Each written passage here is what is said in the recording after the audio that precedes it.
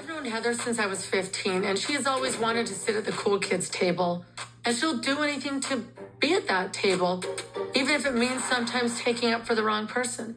What's up, guys? Welcome back to my channel. So I'm here today to talk about The Real Housewives of Salt Lake City, Season 5, Episode 7, The Husbands.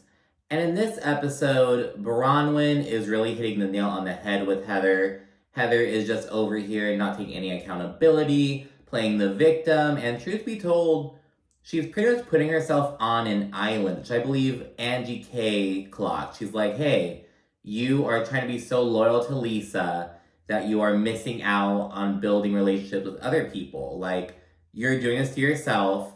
And of course, Heather just won't take any responsibility for any of her bullshit.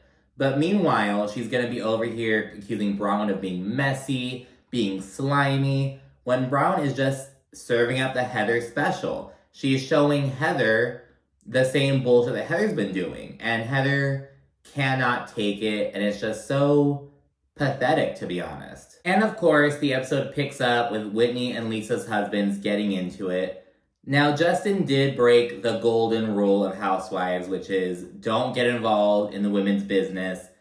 But I mean, Lisa sought him out, started bashing Whitney in front of him. It's not like he approached Lisa. I think that the whole allegation that like, oh, Justin had anger in his eyes. I was just trying to protect Lisa. Oh, like he was being aggressive towards Lisa. I think that's like doing too much. But I mean, he shouldn't have gotten involved, but I understand why he got involved. Again, he didn't like seek Lisa out. Lisa sought him out. He shouldn't have gotten involved. I'll repeat that again. But I mean, I understand why he did so. But the thing is, John Barlow is also towing the line. Because again, Justin would whoop his ass in a heartbeat. I'll put it that way. Angie winds up de-escalating the situation. She's like, hey, we're in my home. This is my anniversary party. My daughter's here. Like, let's reel it back in. And then they get Mary initiating this prayer for everyone. And she gets Lisa and Whitney to hold hands during the prayer, even though Lisa is really not feeling it. And right afterward, Lisa starts up with Whitney again. And she goes up to her and Justin. And she says, Whitney, you're being a liar, blah, blah, blah. And Justin's like, why is she a liar? Like, why are you saying this? And when John Barlow sees this, he comes in like a wrecking ball. He puts himself in between Justin and Lisa. He like shoves them over. And again, Justin says, don't do that shit again or I will beat your ass. Like, what do you say? Like, I'll pound your ass. He's like not with the shit at all. And Whitney and Justin then leave as Lisa cues the waterworks. And she's like, oh my gosh, I don't understand this. They're attacking my character. And she says that she and Whitney wind up like taking 2 steps forward, 3 steps back. There's always something going on. So yeah, that's how the party ends. And the next day, we see Justin dumping all of their Vita Tequila products down the drain. Whitney's like, you don't want to like gift it to someone? And just like, nope, I'll point it down the drain where it belongs. He's pissed with John Barlow. And Whitney's never seen this side of Justin. And he's like, well, when have you ever seen someone get into my space like that? Like, so Whitney is just like, oh my gosh, I've never seen this side of him. He's like really pissed off. And Whitney thinks that Lisa wanted the men to fight as a distraction from her allegations towards her. And I'm like, I don't think that's the case. I don't think there's like some premeditated ass thing, Whitney, but go off, I guess. Meanwhile, we see Lisa and John talking. And Lisa says that Justin's reaction surprised her.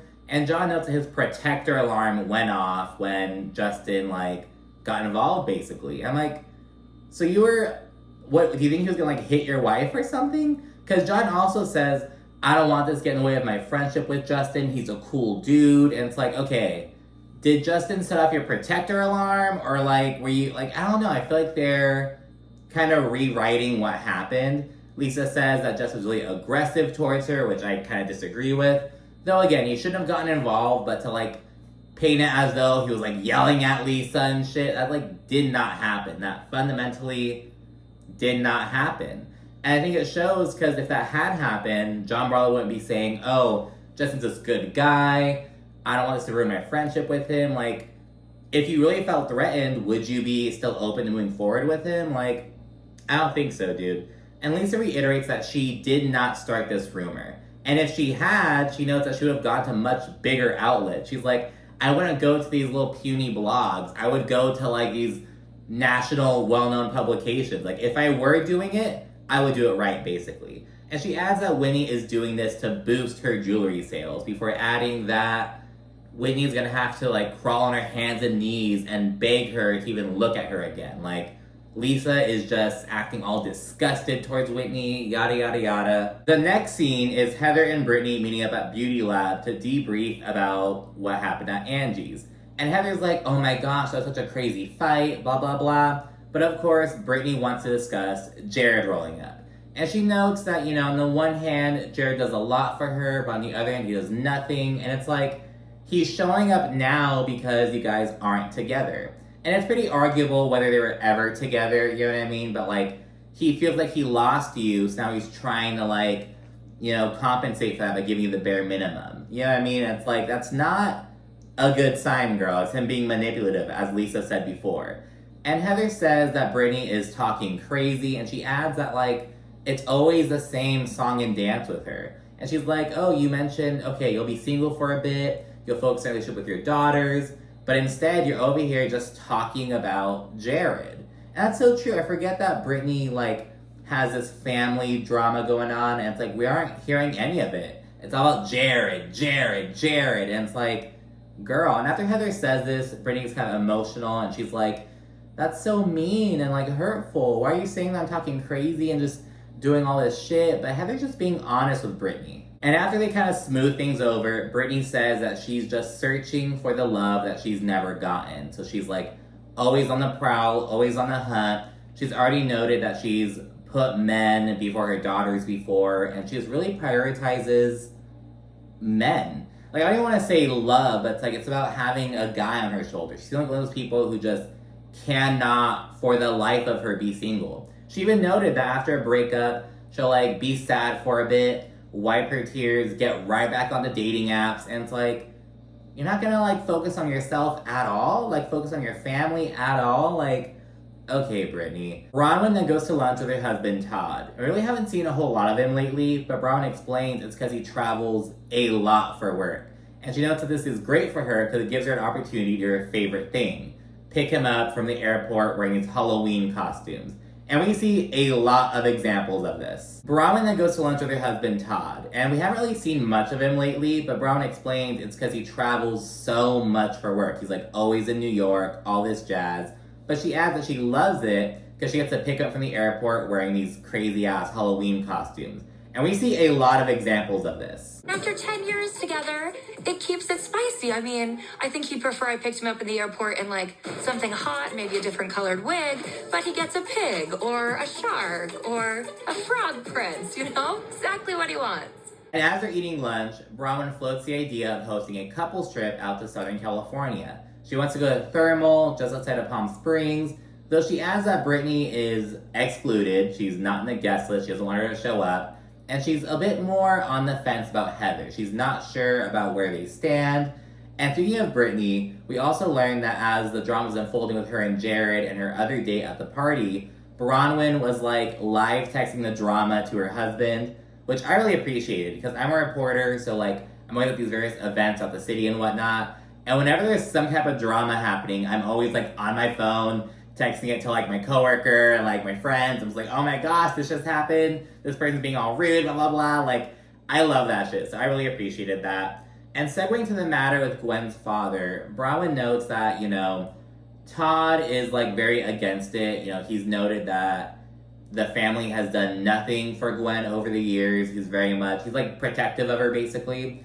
And Bronwin's kind of emotional when she explains that, you know, she's having a lot of like resentment about the situation. Like it's reopening old wounds essentially.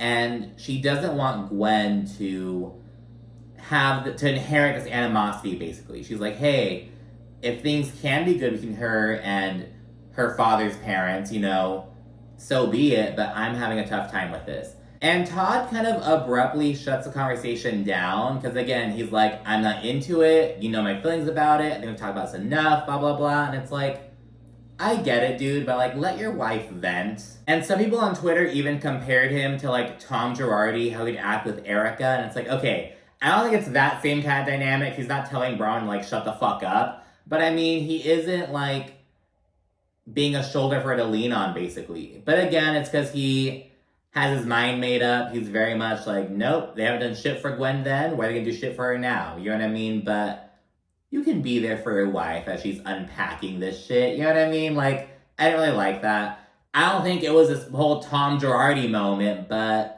he could have been a bit more supportive. Next up, Lisa goes to lunch with her sister, who's visiting from Austin. She notes that she's the only sibling who, like, ever lived in Utah with her, so they're really close, all this jazz.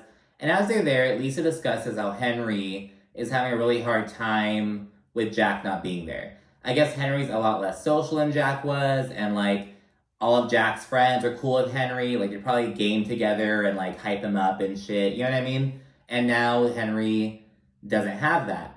And she also adds that after sending a last-minute invite to his birthday party, all the kids went to a different kid's party. And it's like, well, girl, like, it's a last-minute invitation. Like, how last-minute was this? I mean, like, you have to be reasonable. Like, yes, it sucks that, like, his classmates didn't show up to his party, but I mean, if they were already RSVP'd, like, what are they gonna do? You know what I mean? So, there's that, and Lisa gets all emotional, and she's like, I wonder if it's my fault, and I'm like, well, if you sent a last-minute invite, that is kind of on you. That's not on Henry. I mean, maybe he, like, didn't want to have a party until the last minute, but I mean, that's what happens. You can't throw last-minute shit and get upset when people have other things going on. You know what I mean? Like, and it's not like they just didn't show up. Like, they had another party to go to. Like, I understand why she's upset about it, and it would suck for Henry, but I mean, like, it's a last-minute invite. Like, what do you want to do, basically? And of course, Lisa adds that as she's dealing with this and, like, trying to navigate this shit, it just makes Angie's mom-shaming comment so much more hurtful. And this comes up a few more times, and you know what? Angie was taking a dig at Lisa's parenting. You know what I mean? I'm hesitant to call it mom shaming because I feel like it wasn't that like malicious. And again, Lisa opened the fucking door by mentioning the kids. So it's like, I'm not gonna pretend as though Angie was like so out of line, so out of pocket for this shit. You know what I mean? But like, I get how it stings a little bit. I'll call it like a mom shamey comment. I'll give you that. I don't think it was completely like uncalled for considering the circumstance. And again, I think that Heather did add a lot more sauce to it than there actually was. So Heather made it worse. But I mean, I understand why Lisa's a bit upset about it. But again, she's so upset about it because Heather twisted Angie's words. It's on Heather. Next up, we see Angie, Whitney, and Bronwin meet up to go for a walk. And Whitney says that she's pissed with John and Lisa, and they both owe her husband an apology. And it turns out that John sent Justin a text message 2 hours earlier asking to meet up. And again, if you really felt like Justin was like threatening your wife or being aggressive to your wife, would you be like trying to act so cool with him? Like, I think that Lisa and John are trying to rewrite history, and it's like, whatever, dude.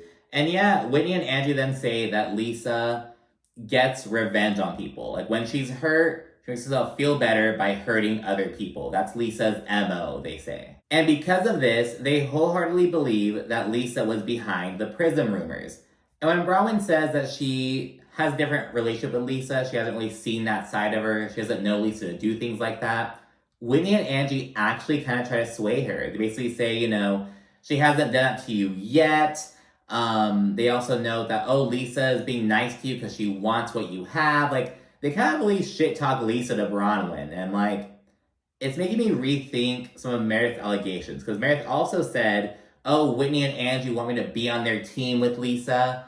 And I didn't really see it then. But now in this conversation, it's like, oh, maybe they actually are trying to, like, rally the troops against Lisa. And speaking of Meredith, where the hell is she? She wasn't really in the last episode, wasn't really in this episode. Like, I don't know. Is she gonna be like demoted to a friend of? Like, where the fuck is Meredith? Like, you guys notice, like, she's MIA again. But anyways, Bronwin then tells the ladies about her trip to Palm Springs, and she notes that she's on the fence about Heather. And Angie says that Heather is ruining her relationships for the sake of being loyal to Lisa. And just like Bronwin later on, Angie's hitting the nail right on the head. We then see Britney hosting a little church group at her house, and she invited Heather and Angie over. And when she rolls up, Heather explains her kind of mixed feelings about it. She's like hosted things like this like twice a week forever, and of course, not she's a bad Mormon. She like hasn't really had this experience. And she calls it almost like when you're revisiting your first apartment. You're like, oh my gosh, I would never want to like live there again. But I remember the good, fond memories. And again, like this is a church group, but it's like a lot more informal. It's not like a house, like a family night kind of thing. So she's just kind of there navigating her feelings basically. And when Angie rolls up, she brings a bottle of wine for Britney.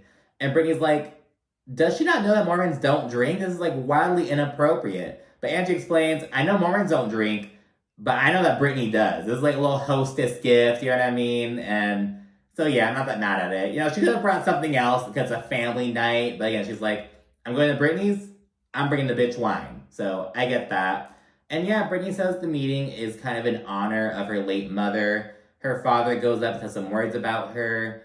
And Britney explains that she loves love so much because her parents had the fairy tale romance. Apparently they dated for like 5 days, then they got engaged. 3 months later, got married, and they were together for 53 years. They had all these kids together, and Britney just wants that same kind of experience, essentially. And after getting together and singing a hymn and whatnot, and like enjoying the church group, Heather tells Britney and Angie that Bronwin invited her over to her house to chat. And Heather's really on the fence about it. And when Angie explains, well, I actually like Bronwin. I think she was really direct with me. She told me, what you told Lisa, blah, blah, blah. Heather says that was a slimy move on Bronwin's part. Again, Bronwin is doing nothing that Heather isn't doing. It's like she serves a Heather special and Heather just cannot grapple with that. Like, oh, that's so slimy of her. And bitch, what are you gonna call what you're doing? If you do it, it's, oh, I'm being a loyal friend. I'm being such a good friend. But if Bronwin does it, she's being this slimy, shit-stirring bitch. Like, okay, Heather, whatever. And when Angie kind of confronts Heather about this, Heather gets all defensive, and she says that she told Lisa exactly what Angie said, which is not true. We saw the clips of Angie saying the comment and of Heather repeating it to Lisa, and Heather added all this fucking sauce to it that Angie did not share.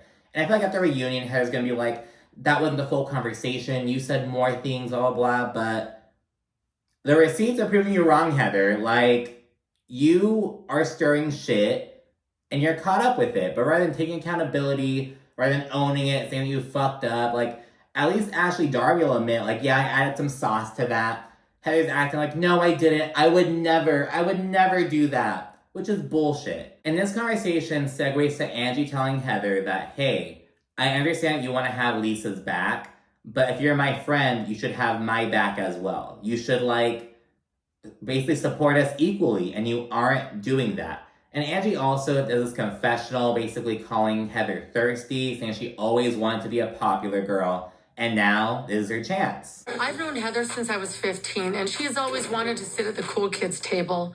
And she'll do anything to be at that table, even if it means sometimes taking up for the wrong person. And afterward, Angie tells Heather that she has a history of supporting people, whether they're right or wrong. Namely, Jen Shaw. And Heather says it's super hurtful, and she admits that she has a cloudy past with, being a ride or die, having this unwavering loyalty, though she said this is not what's happening right now. I know I've been blindly loyal in the past, but that's not what's happening now. Really? Really, Heather? Like, okay, girl. And immediately afterward, Angie tells Heather that it seems as though she's trying to prove her loyalty to Lisa. And Heather's like, absolutely. So you're admitting it. You're saying you're not blindly loyal to Lisa. Now you're saying, yes, I'm trying to prove my loyalty to Lisa. Why are you trying to prove your loyalty to anyone? Like, you should just be being yourself, being a neutral party. Like, you're basically justifying what Angie's accusing of. You're admitting it, like, without even knowing it, essentially. And at that point, Angie tells Heather that it seems as though she holds her and Lisa to different standards. And once confronted with this, Heather begins kissing Angie's ass. She's like, I never thought of it that way. I hear you. I love you. I want to support you. And it's like, well, fucking act like it. Act like it, Heather. The penultimate scene is a meetup between Justin and John. And it begins with us seeing John's god-awful parallel parking. Now, I'm not good at parallel parking either, dude, but that was a pretty big fucking space. Like, he was really doing it for a minute.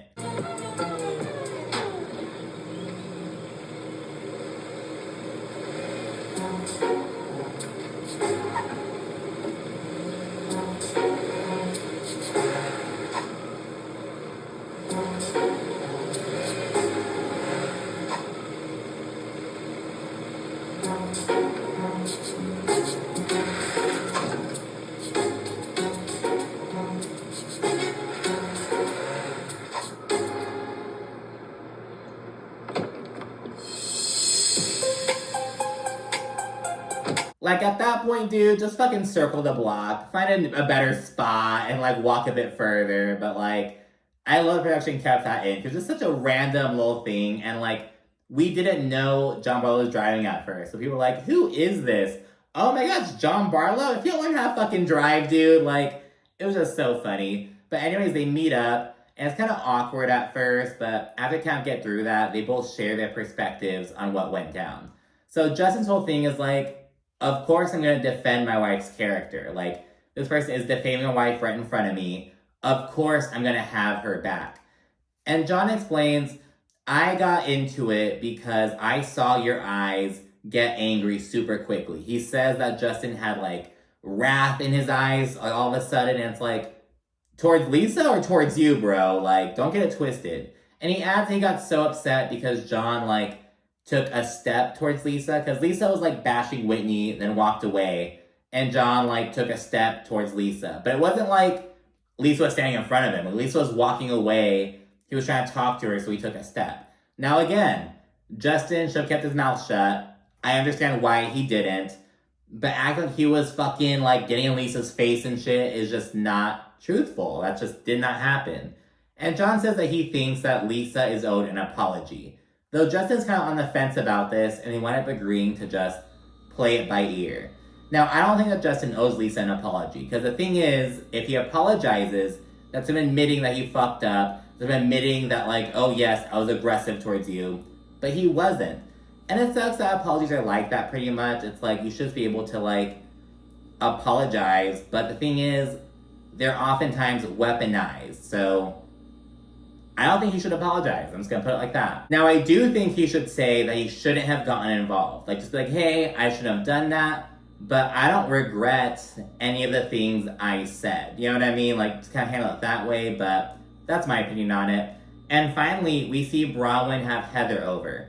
And in her confessional, Heather's like, I don't really know why Bronwin's invited me over. I can only assume it's so that she'll apologize for her behavior.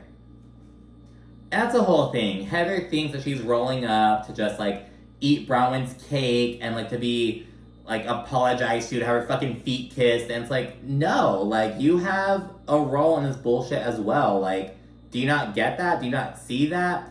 But anyway, so she rolls up, Bronwin gives her a tour of her home, and we immediately see shit and piss on the floor. Bronwin is walking around barefoot, and it's like, oh, and I understand Bronwin has, like, 8 dogs.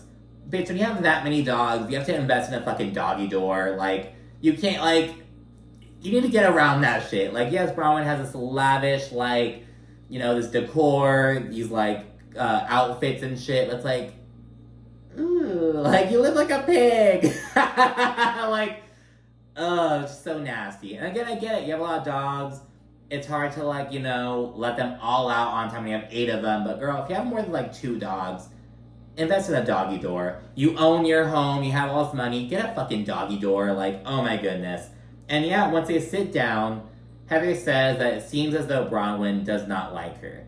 And Bronwin says the exact same thing back. And Bronwin then says that things went sideways between them once Heather decided to repeat her comment towards Whitney by adding some sauce to it. Because Bronwin feels like Heather was trying to stir some shit and, like, make her comment out to be worse than it actually was. And Bronwin adds that after that, of course she's gonna do the same thing when Heather's inserting herself in Lisa and Angie's bullshit. She's like, you wanna hold me accountable for my words? I should hold you accountable for your words. And of course, Heather says this is messy of her. This is just so messy of Bronwin to do. But what are you gonna call your thing? Because again, if Heather does it, it's her being loyal, it's her being a good friend. But if Bronwin does it, it's her being slimy and like messy. And it's like, okay. And I must add, Bronwin did tell Angie just like point blank, she didn't really seem to add any sauce to it. Whereas Heather will add sauce to shit. And it's like, you're the messy one, Heather. Like, okay. And despite this, Bronwin still apologizes to Heather. She's like, I'm sorry for doing that. I understand it was messy. Like, she takes accountability and apologizes. But she also lets Heather know that that's not where this ends. Heather also has some shit to apologize for as well. And after being told this, Heather begins playing the victim, like, okay, Bronwin, like, whatever. Sure, you never say anything bad about people, you never do this and that. She starts playing the fucking victim right away. And then she expresses that she doesn't even know why she was invited. But only after eating Bronwin's coffee cake and shit. Like, oh, just my little snack. Why am I even fucking here? Like, okay, Heather.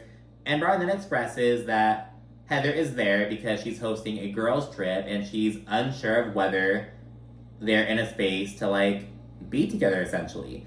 And Heather responds by being like, oh, so I'm here to, like, sing for my supper and beg for an invite? Like, no, you're there to see if you guys can move forward and hash things out. But it's like, oh, so I have to beg you for an invite? Ugh. Like, just being so nasty. It's like, you really see where Heather's mind is at. Like, you do not like Bronwin. Like, just put it like that. But it's always her victimizing herself. I feel like you don't like me. Oh, like, why are you doing this to me? And Heather then says that she thought she was being invited over to receive an apology from Bronwin. Though Bronwin sets his shit straight real quickly. I've apologized. I thought you wanted me to come over so you could apologize for the things you've done. And why do you think you should come over and I should apologize and you should take no responsibility for any of what's gone on between the two of us? That's really what you thought was going to happen when you came over. And in response, Heather accuses Bronwin of talking behind people's backs. And this prompts Bronwin to list off all the things that Heather has said about her. You do have a skewering humor. You also have a skewering humor, and you have come very hard for me. I am not a good friend. I am terrifying. My husband was stupid not to have a prenup with me. You are putting words in my mouth. No, Heather, those are all words you have said. I think it is stupid for anyone to not have a prenup. And of course, Heather says that Bronwin is just looking for reasons to not invite Heather on this trip. And she then says that she feels exhausted and sick to her stomach and that she doesn't want this kind of friendship, and she gets up to fucking leave right away. And Bronwin's like, look, I tried to move forward with Heather. I showed up as like the best version of myself. I apologized, and she just lacks in self-awareness. And that's really what it is. Like, how entitled are you to be like, I'm here for an apology, and you have nothing to apologize for? Like, just the gall, you know what I mean? Like, the entitlement is just so disgusting. But anyways, that's it for this episode. Be sure to like, comment, subscribe, and of course, stay tuned for more. Thanks for watching. Bye.